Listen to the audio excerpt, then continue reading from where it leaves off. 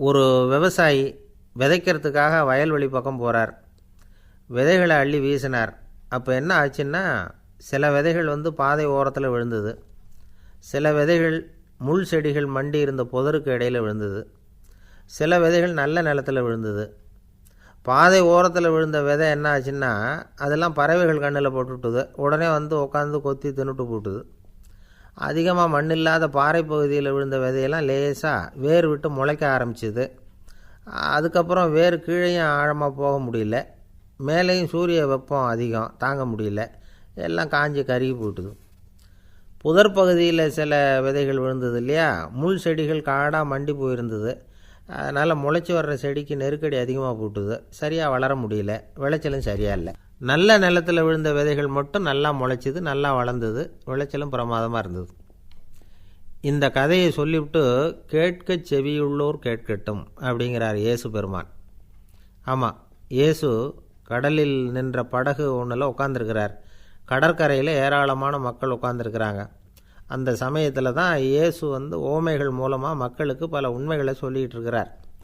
மக்கள் அந்த கதையை கேட்டுட்டு ஒன்றும் புரியாமல் முழிக்கிறாங்க. அதை கவனித்த இயேசு அந்த ஓமையை விளக்க ஆரம்பித்தார். இதில் அந்த விதைக்கிறவர் தான் இறைவன். அவருடைய வார்த்தைகளை விதைக்கிறார்.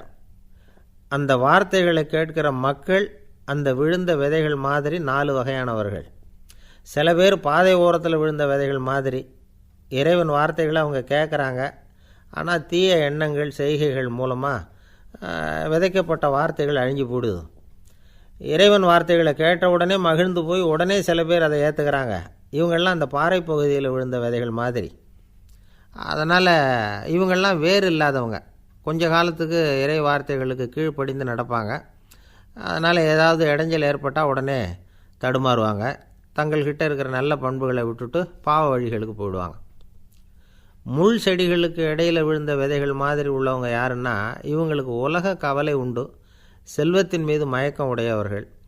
உலக ஆசைகள் இவங்களுக்குள்ளே பூந்துடுறதுனால அங்கே இருக்கிற நல்ல பண்புகள் மறைஞ்சு போயிடுது. அதனால் அவங்களும் உபயோகம் இல்லாதவங்களாக ஆயிடுறாங்க. நல்ல மனிதர்கள் நல்ல நிலத்தில் விழுந்த விதைகளுக்கு ஒப்பானவர்கள். இவங்க இறை வார்த்தையை கேட்குறாங்க, அதை ஏற்றுக்கிறாங்க, அவங்களும் நல்லபடியாக வாழுறாங்க, அடுத்தவங்களுக்கும் உபயோகமாக இருப்பாங்க. இதுதான் இயேசு சொன்ன விளக்கம். நல்ல வார்த்தைகளை கேளுங்கள், நல்ல வார்த்தைகளை ஏற்றுக்கொள்ளுங்கள், அடுத்தவங்களுக்கு உபயோகமாக இருங்க. இதுதான் பெரியவங்கள்லாம் நமக்கு சொல்லுகிற உபதேசம்.